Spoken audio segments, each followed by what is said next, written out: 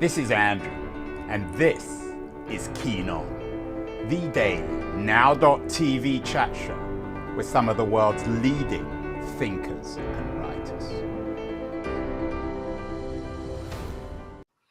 Hello, everybody. It is Friday, April the 5th, 2024. Another week in tech. Hasn't been a good week for my own particular football team. They drew 1-1 at West Ham United in East London. Of course, West Ham famous for their bubbles, but the bubble wasn't a bubble for Tottenham, at least when they went there this week. And a bubble isn't a bubble for Keith either. Keith Tier, the author of That Was the Week, his newsletter. I don't think he was watching the Spurs game. He's probably watching something else. But the title of his newsletter this week is When is a Bubble Not a Bubble? And Keith is joining us not from East London, but from Palo Alto, just down the peninsula from me. Keith, when is a bubble not a bubble? Well, a bubble is not a bubble when you disagree with the people who say it is. Let's put it that way. A bubble is in the eye of the beholder, shall we say.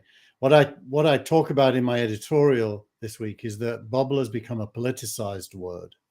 That is to say, for people who are pretty much skeptics on technology and innovation, whenever money is attracted to something new in Silicon Valley, the word bubble arises pretty much in the first day, definitely by the first week.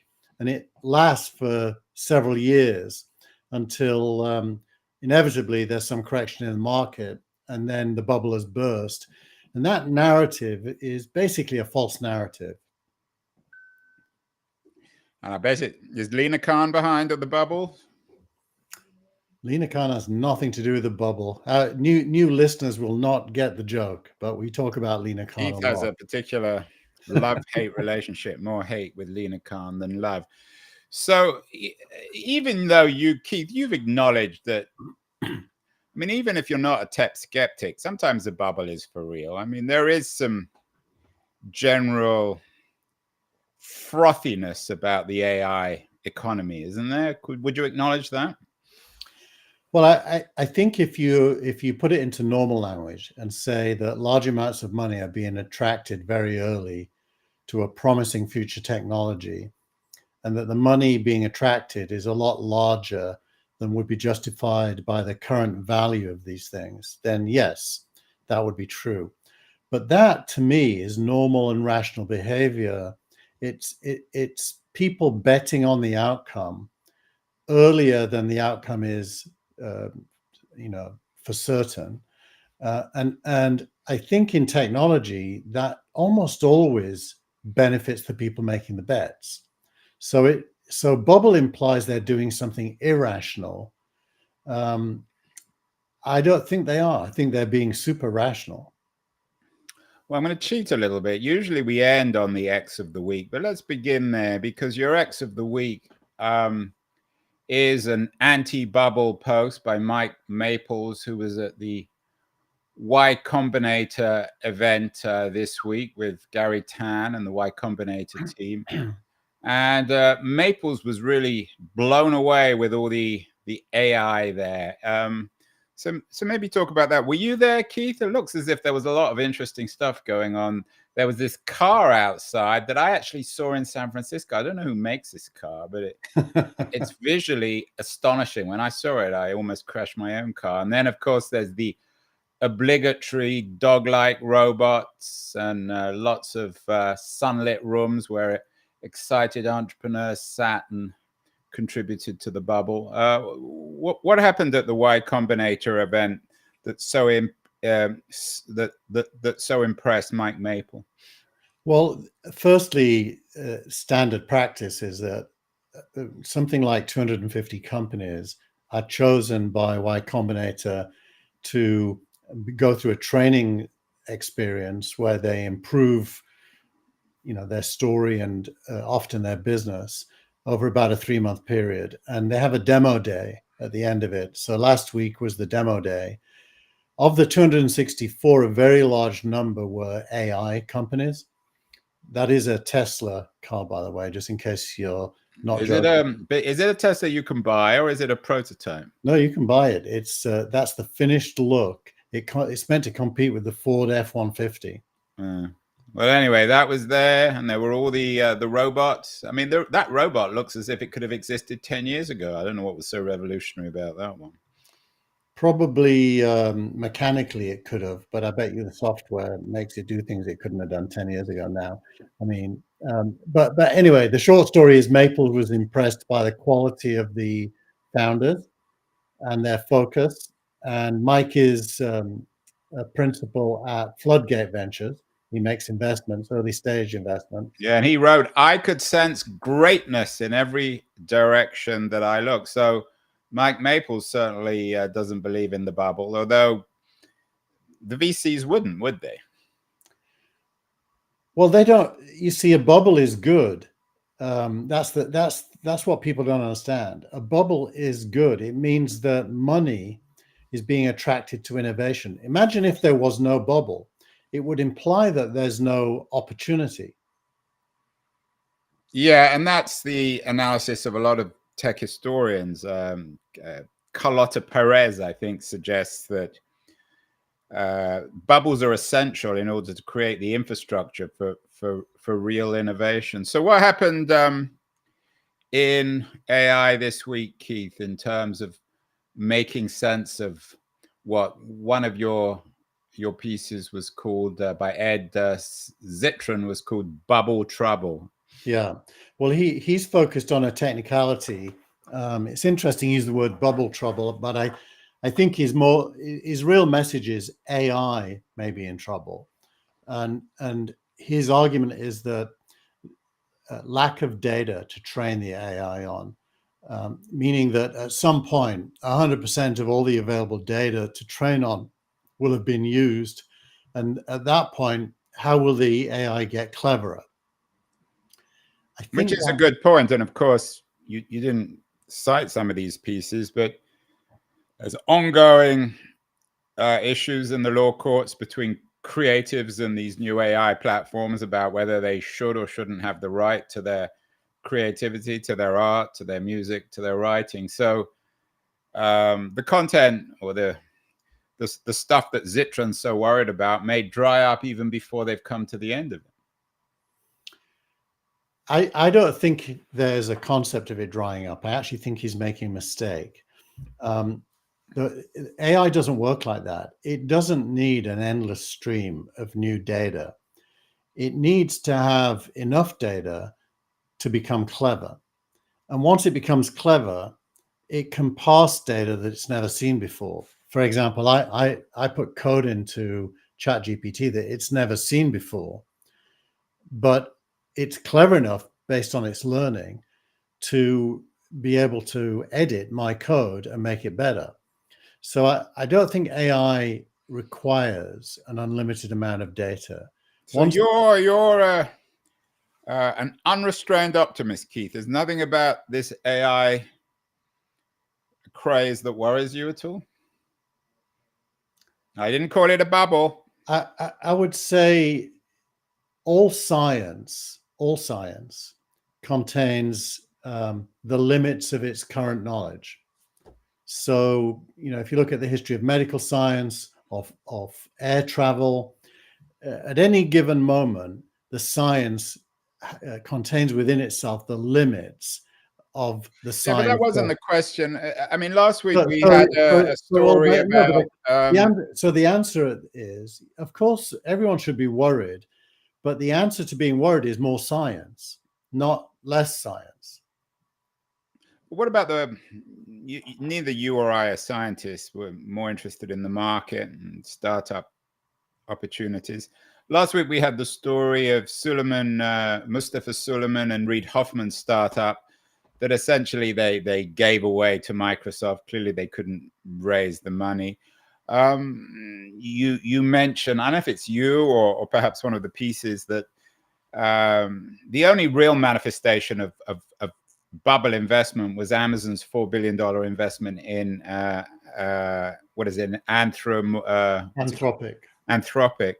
So, I mean, in the actual marketplace, is there a bubble? Are people bidding irrationally, what one famous economist would call irrational exuberance that I think he coined in the late 90s to define the dot-com insanity, which was a bubble, whatever you say. Well, a bubble is only a bubble at the end. Up until the end. What's it before? A little bubble. No, what about big bubble? Before it's, and by the way, it's always rational in my view. There is no such thing as irrational exuberance, except for the people who come too late and overpay just before prices are reset. And if you understand, how long cycles work, this is a repetitive. I know, but let's use the late 90s as an example. One of your companies experienced the bubble fate, certainly more than one of mine. In the late 90s, there were many companies. The vast majority didn't survive. So is that the case? So let me just, because this is an important question in terms of this AI economy. Of 100 AI startups, how many of them will, in your view, still be around in 5 years? It'll be shocking if the answer is more than 10%. So you're a bubble guy, Keith? No, I think that's entirely rational, because the 10% that survive will make a lot more than 100% of the money invested. But that's not that wasn't the question I asked. So let's go back to the 90s. If we were talking in 1997, 1998, it may only be 1 in 100 that would have survived in 2001. Are we not going to have what economists would call the correction in the AI economy? Yeah, but you see, the narrative is being framed as a pejorative, as if there's something wrong. The truth is, massive amounts of value are being created. It's not destroyed. Value isn't being destroyed. It's being created. And a bubble implies the opposite. So bubble is you're reading stuff into that. All they're doing is let me finish as well. A bubble is an ignorant word spoken by someone that doesn't understand economics. I'm not sure that's true. Let's go back to the 90s. There were a lot of Me Too dog food online stores, and none of them survived. Maybe one of them survived. No, so that was a bubble in .com. You're kind of making things up, Andrew. There was one of those. There's only one everyone can remember. Was it called dogfood.com? Yeah, but there was lots that made it. Like I use, I'm blanking on its name now, but I get food for my dog from the pet place that was started way back, and it's massive and profitable, just like the shoe. But I don't think. I think you're misreading what the bubble people would say. They're not claiming any sort of moral. Hold on, they're not claiming any moral observation. They're simply saying that of the 10 companies of the 100 companies in AI today, only 5 or 10 of them are going to survive. Most of them will go away, and there'll be a climax or an anticlimax where the money runs out, and that's always the case. But there's no moral observation here. No, the reality. The implication, Andrew, is that things are being overpriced. Now, if you want to really mathematically determine whether things are being overpriced, you have to measure the price from the amount of value that will be produced from the investments. And the amount of value that will be produced from these investments is, many, many, many times more than the investments. So even if 90% of these companies fail, it isn't a bubble from the point of view of the people writing the checks. It's an investment. And it's a good investment, probably. Yeah, I knew there was some signal rank ideology here. You're just trying to get people to invest in startups. I think we both know the truth about this. Well, any individual startup, Andrew, is a risk. So if you were to ask me, is that investment in that company indicative of a bubble? I might say yes. But good investors don't only invest in one company. Venture capital is right. But I think the point of bubbles is that you're right, of course, about good investors. people like Mike Maple, who probably see the best deals before everyone else. But the point about bubbles is it brings everyone in. So it's not just the good investors, it's the bad investors. So it's the old story of the cab driver. Everybody in the late 90s knew that it was, whether you want to call it a bubble or a craze or irrational exuberance, when cab drivers in New York or San Francisco started to talk to you about the value of Yahoo stock. So bubble, whatever you want to call it, exuberance or excitement, it attracts less professional investors. There's more money, there's more froth, and there are more casualties, startup casualties, investor casualties. If you look at the venture capital section of this week's newsletter, you would conclude that the opposite is happening, that there's a shrinking amount of money going into venture capital. The large numbers in AI are almost entirely driven by Amazon's investment. So, yeah, so actually, individual investors are not piling in. And venture capital as a whole has got less money than it's had for many years. All the graphs are down in terms of amount raised and number of rounds.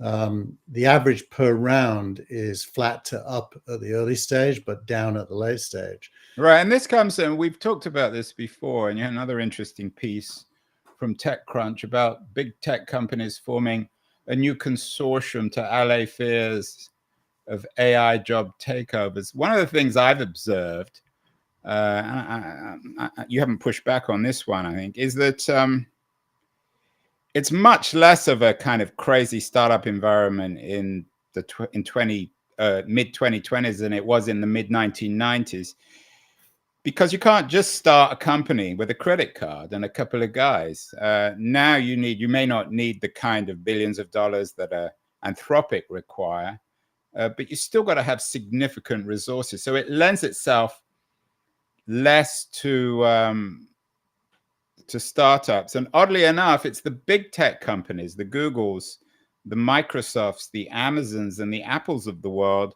that are both big tech companies and also doing the starting up. Is that right? It's right, but there's an equally impressive counter trend. The counter trend is that because of AI, it's now possible for individuals to create companies without software or hardware. And one of the memes in the Valley is that in the next decade, we're going to see the first billion-dollar companies that have a single employee, the founder. And actually Rex Woodbury's piece this week about weapons of mass production kind of relate to that. But what would that mean? I mean, how can you have a company without hardware or software? Is it just basically Tim Ferriss or? No, because you use AI to build software, so you don't need engineers. And the software is hosted in the cloud almost for free. Like my bill at Snowflake for the whole of SignalRank is about $1,000 a month. It's not very much in the big picture.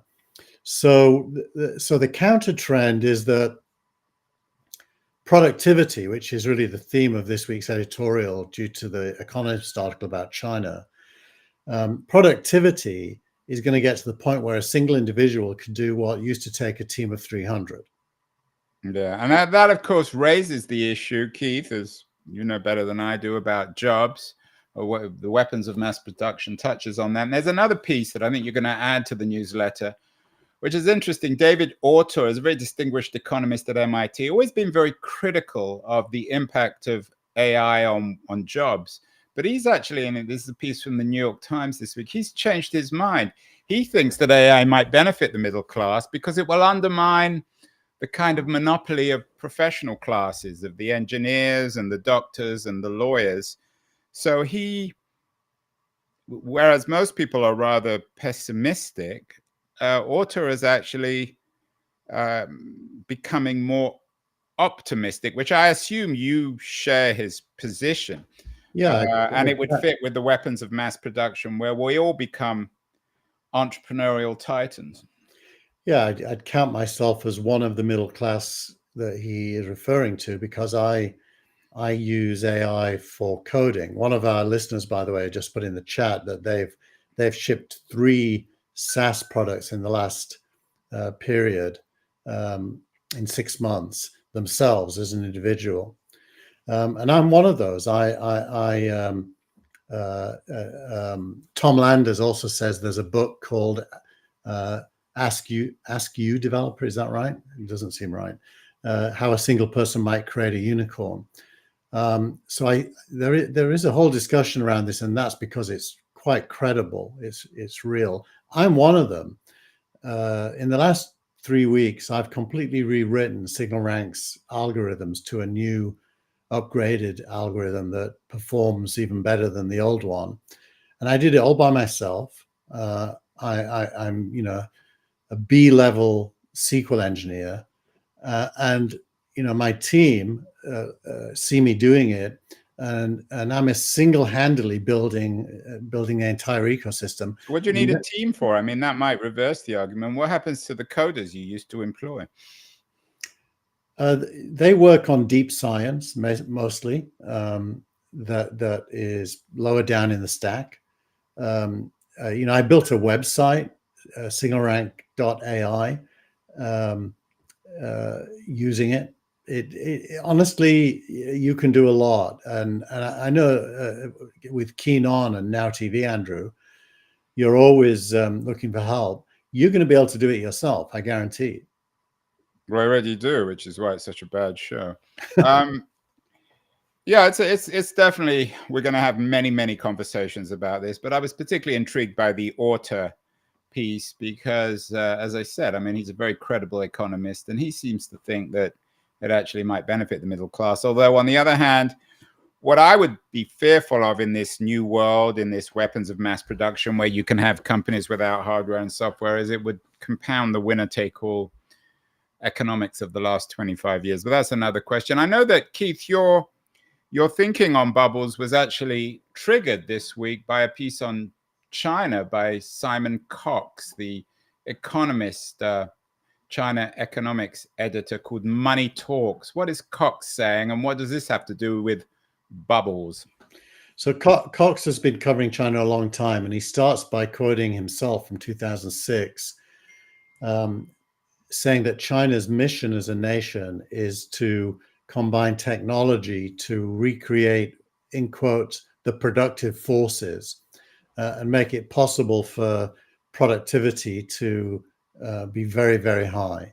And then he goes on in an article that he wrote for the printed magazine this week to talk about how that is the core of Xi's beliefs, which, by the way, is the opposite of the Cultural Revolution, when modernity was frowned upon and tried to be destroyed. So China now is pro-tech, pro-innovation. Productive forces is a Marxist word that combines human beings and technology into a single thing. And its focus is to develop the division of labor so that less people can do more of what more people used to do before. So Cox is picking that up, and it triggered in me a recognition that pure message of innovation really last existed in Western culture, in the Enlightenment, when positivism was the big buzzword. And that today, actually, the Western nations are super skeptical of technology and don't have that sense of progress that China is talking about. And it feels to me as if that's going to be a huge impediment to modernizing America, the UK, most of Europe. And they will get left behind, not because they're incapable, but because they've intellectually persuaded themselves to not like technology. Yeah, I don't know who you've been talking to, but I mean, there is currently a little bit of pessimism about technology, but I don't see that in America. There's still a lot of massive faith in the potential of technology, of green tech, of digital technology, of AI. I mean, who are you talking to, Keith? Where is all this pessimism? Actually, I did say that Silicon Valley is the only part of the US that's like China. Silicon Valley does believe in those Where things. else have you been? What isn't like China? What about New York's full of innovation? come on, Austin. look at the Baltimore Bridge discussion. They claim it's going to take them more than 10 years to rebuild that bridge. That's not very innovative. Well, that's an infrastructural problem, but that doesn't reflect technological pessimism. It reflects societal pessimism that also infects technology. Teenagers' mental health crisis is the other one. Everybody's focused on problematizing it rather Well, some than. people might be listening to this, Keith, and thinking, "Well, there's this obnoxious Yorkshireman. Why doesn't he just go and live in China if you love it so much? Go and live in No, the I'm country of already innovation." living in the part of America that is the most like China, which is Silicon Valley. Well, we will see. I have to admit, I don't agree. I think America still is much more innovative than China culturally and in many other senses. One area where there is, and I agree with you here, a great deal of pessimism is on social media. Jonathan Haidt's been very influential in this. He has a new book out, The Anxious Generation, How the Great Rewiring of Childhood is Causing an Epidemic of Mental Illness. I don't know if you've had a chance to read the book, Keith, but what do you think of Haidt's thesis about this connection between anxiety, mental health, and social media? I'm not an expert, but I'm going to tell you my intuition is to completely disagree with it. I think mental health is, back in our day, Andrew, when we were at university, we used to call it alienation. That is to say, a sense of a lack of a sense of purpose and belonging. And I think the causes of that, and I do think it's real, but I think the causes of that are to do with the real society. The fact that, my children, the idea they could buy a house is a pipe dream. So the real truth is that anxiety and alienation, or a low sense of opportunity, is driven by the real world. If anything, social media is a place people go to get away from that, to live in a slightly unreal world where their friends are and they can enjoy themselves. Probably that explains why TikTok's so popular. It's fun. So I think of social media as the same as I think about going to the movies or a concert. It's a place to escape to for young people, and not a place to where they learn to be mentally ill. I think So you're saying that the anxiety, which is a fact, I don't think anyone would disagree with that, the high rates of therapy and mental illness, especially amongst younger people, that's a reflection of what, late stage digital capitalism, or whatever you want to call it, or the nature of our economy? It's probably too early to fully diagnose it, but I'd be shocked if COVID didn't have something to do with it. The fact, one of my sons spent 2 years working from home instead of being in college. He was lucky he got a job because I could make some introductions, but none of his friends have gotten jobs and they have the same degrees as him. I think it's actually a realistic reaction to what's happening. Another interesting piece that you had this week, and it's a great newsletter, Keith, is from one of your favorite writers, Thomas Tongus, a venture capitalist, on the right. I mean, we've talked endlessly about the attention economy on this show. Books have been written about it, but the increasing decline of attention. Do you think, and I don't know what Tongus thinks about this, is there a connection between this anxious generation and their inability to pay attention? Does an inability to pay attention create more or less anxiety? And where's the causality here? Is the lack of attention causing anxiety, or is the anxiety causing the lack of attention? Well, based on my prior answer, I'm going to say neither. What's happening is attention is now a currency, and you're not going to give your attention to something unless it adds something. And people now have an ability to parse information super fast and decide whether to give it more time. I just watched The Three Body Problem on Netflix, and I didn't read the novel it's 4 novels actually. I didn't read any of them before. Now I will, because the attention I gave to the show made me realize that I want to read the novels. And sometimes I'll see a tweet and I'll click on it and disappear immediately from the page I go to. Other times I'll spend 30 minutes there. So I think what people are doing is they're being able to pass and reject much faster. They're highly educated to do that. And so I think most of these things are symptoms of intelligence, not of failure. Now, I do think that deep diving into subject areas that our LinkedIn user here just talked about is super important. I spend hours every day deep diving into my work, but I'm not going to spend a lot of time on a website that doesn't add anything to me. I'm going to pay it less attention. And given that we're using Twitter and Facebook and LinkedIn, where it's posts, not essays mostly, I think the ability to leave quickly is a skill everyone has to learn. So I think that reduction in attention span is people deciding to leave quickly. So you're not in the cultural pessimist community who argue that, and this debate again has been going on for almost 20 years. Nick Carr was very influential. Our failure of the attention economy undermining our ability to write books. You think it reflects more intelligence rather than less? You're in a minority there, Keith, but maybe you're right. Well, look, are you being intelligent when you leave a website quickly because there's nothing there for you? But that's nothing to do with the attention economy. I mean, there's always, you could read a book and you put it down after a couple of pages because you didn't like it or you found it boring. That's got nothing to do with the attention economy. You'd pick up another book. In Thomas's case, I'm going to guess it's a sign of lack of product market fit between his content and the people who show up to the website. Yeah, I think anyone who actually goes to websites these days is archaic. They're probably old, Keith, like you and I. And you had an interesting piece on age. The world is getting older. Global senior population is growing dramatically. Interesting piece on this. How does this fit into the narrative about anxiety and attention and the bubble of AI? Is it connected or is it a separate theme here?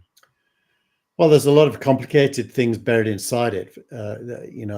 An aging population is usually considered a bad thing because the question then arises, who will do the work? But in the era we're living in, there's another question, which is, will there be any work? So those two questions kind of coexist. We also have this immigration debate about how too many people are coming into the country, but at the same time, there isn't enough people to do the jobs. As came out today in the numbers, by the way, the jobs numbers were super high again.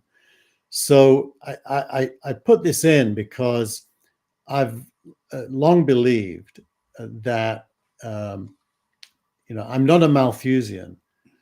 So I don't believe that. Explain what not everyone, Keith, will know what a Malthusian is. Well, I don't believe that population size is the main variable in calculating resource allocation. I think productivity is, and so what that means is that a shrinking working population is fine as long as productivity is going up. The earlier conversation implies that that is likely to happen, but I still think the jury should be out on that. Tech hasn't always delivered productivity increases. In fact, rarely it does it. So I think the jury's out, but I do think you've got to put population aging, immigration, the decline of jobs, all have to be in the same conversation, which really requires a national vision for the future. And the interesting thing is that's what China, whether you like China or not, and there's obviously a lot wrong with China, but the one thing you can't deny is they have a national narrative on the future. The parody of that is the 5-year plan that Stalin invented. But having some kind of a plan is probably a good idea. And I don't think there is one in America. I think all these conversations are politicized, short term, and no one really owns the narrative for the near or You know what? middle It's also future. good about China, Keith. Yeah, Lena Khan isn't there. it's true. That's true. They're worse than her. Are you? If you get a call from the Chinese ambassador after this, you're going to accept their passport, give up living in Palo Alto, and go and live in Beijing? I will not be doing that because I love living in America. My critique of America is because I want to live here and I would like it. Yeah, to and what's be interesting in all seriousness about this growth of old people is we've got an election coming up in America, as everybody knows, between two seemingly senile 80-year-olds. What is this global senior population going to do to the current gerontocracy in America? Is it going to make it even more gerontocratic? What happens to young people? It will. And by the way, it also implies, by the way, Andrew, that young people are not having families at the same rate that earlier generations did, which Well, that comes back to the anxiety and the friends of your son who can't get work. Most people don't get married and don't have kids if they don't have work. Exactly. So that to me is kind of structural and requires, that bridge in Baltimore should be back up and running in 12 months. Well, maybe Biden should call you up and you can run it. What about in terms of the size of this older generation? What about resources themselves? Our generation, Keith, you and I are good examples of this. We own expensive real estate, which presumably we will only give up when we die. If we continue to live, how does wealth get redistributed within communities? I think that ends up being very personal. I can tell you in my case, there's no way I can live in my house until I die unless I come into a large sum of money, because most of my net worth is in property. And I think that's true of most people, by the way, that own property. It's a big part of their net worth. And so you end up having to sell and move somewhere cheaper and live off the proceeds. In China, Keith. How's the real estate in China? It's actually correcting right now to lower prices. Wow. Well, it's all coming into place. Finally, or actually before finally, we're going to come to our startup of the week. There was one interesting piece that you put in about Jon Stewart plunging the knife into Apple. What's Jon Stewart been doing? He's always been a big fan of tech. Is his pessimism now about tech, does that reflect a broader pessimism about tech in America?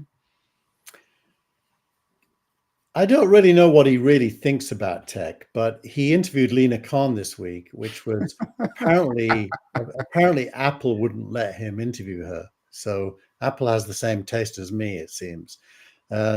So he left and he brought her onto the Daily Show to interview her.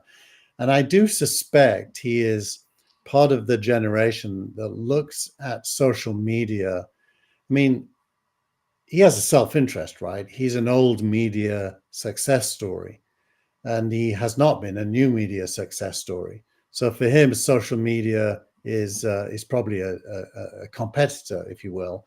Although I do note that he's been putting his Daily Show monologues on YouTube recently, and I for one have been watching them. So maybe he's learning. Anyway, he stuck the knife into Apple by outing them for limiting his editorial capabilities on the show that Apple was paying for. I mean, it sounds like the same fight between your firm and I don't want to have an Elon Musk conversation. He's fortunately not in the newsletter this week. Elon Musk and Don Lemon. Yep. I mean, the people who pay for these shows have every right to cancel it if they don't want it, whether it's Musk, X, or Apple, don't they? They have the right, but you can draw your own conclusions about their custodial power is being wielded to prevent conversation that they don't approve of. Normally, a libertarian would say that's not okay. Well, I think we should be honest, Keith, and acknowledge that this show is brought to you by the Chinese Communist Party and the Chinese government. Exactly. And they're paying us large amounts of money for Keith to trash America and suggest that we should all go and live in Beijing, which I am not going to do, but I think maybe, Keith, next show you'll be in Beijing, I'll be in maybe Shanghai, Andrew. Or Shanghai. Well, that all sounds the same to me. Anyway, finally, Keith, we've done X of the week. That was Mike Maple and his excitement. We're not calling it a bubble over AI, but it's an interesting startup of the week. I never heard of it. Not this one. It's called Rubrik, and it's not Rubrik's Cube. It's the Rubrik IPO. Tell us why you've given this this award, your Startup of the Week award, to Rubrik. What's significant about it? It's because it's the second IPO in recent weeks. The other one was Reddit. Reddit, by the way, is shocking to me. Its share price has gone quite up since it IPO'd.